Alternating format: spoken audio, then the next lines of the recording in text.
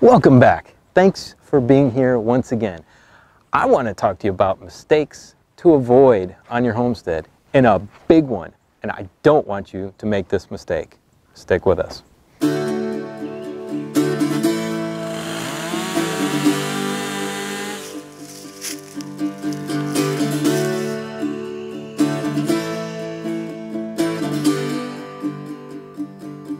There is a huge learning curve on a homestead.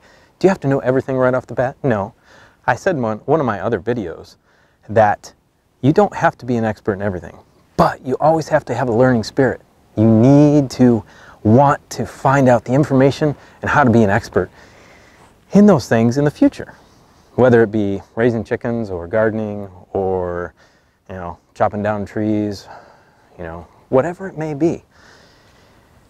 You need to give yourself time to learn these things if you don't know them. You're also going to make a lot of mistakes on your homestead. I have already. And it's things I thought I knew how to do. You got to humble yourself, because if you keep trying to push forward and you don't really know what you're doing, it's going to be a problem. There's also mistakes or problems that you don't even know are there. They might arise later. You're working on something, boom, you got an issue. You're trying to get 15 projects done in a day, you can only get one. That's okay. You got to relax and just move forward. You'll get it done. So the idea is to mitigate your risk. So if you want to raise sheep, if you want to raise goats, don't start off by getting 15 goats or 20 sheep. Start with 2. Learn about it, because inevitably something is going to die. Unfortunately, animals die, and if they're not taken care of properly, perfectly, they can die. That's unfortunate. Oh well, that's the way it works. You got to deal with death on the homestead, and you got to explain it to your kids. That's a big one too.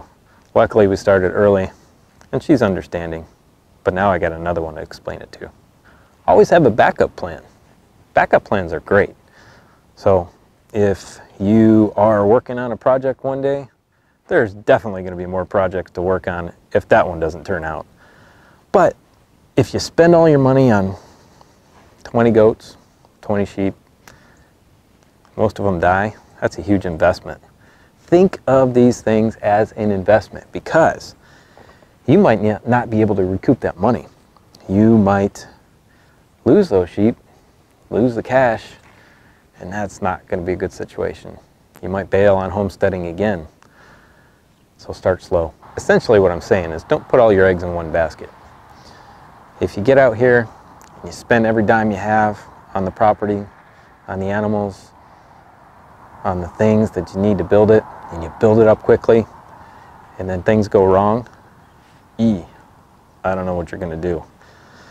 But we planned for, I'd say, 2 years before we made the move. We planned for chopping our income in half. Fortunately, my wife works in the medical profession. She was able to find a hospital within a good driving distance of our homestead. That's important. If you need to work, you're going to need to find a place that's not too far from where you have to drive. Her limit was a half an hour.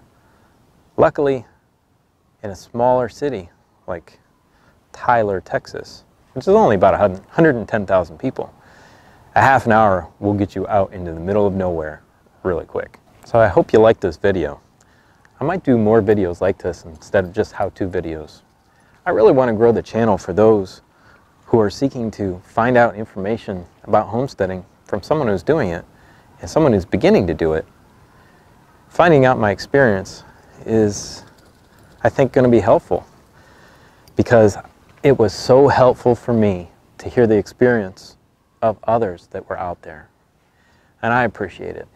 From the bottom of my heart, guys, thank you. I can't name you all. I don't even remember all the channels.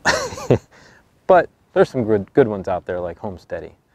He's got a good head on his shoulders. He knows what he's talking about. Anyway, if you got any questions, we'd really appreciate hearing them. If you got any advice, we'd really appreciate hearing that. And we thank you. We want you to stick around. If this is the first time you're watching this video and you're not a subscriber, hit that subscribe button. Also hit the little bell so you get the updates about our channel, because if you don't, YouTube doesn't push them forward to you. Thank you, have a great day, and we will see you on the next video. Bye.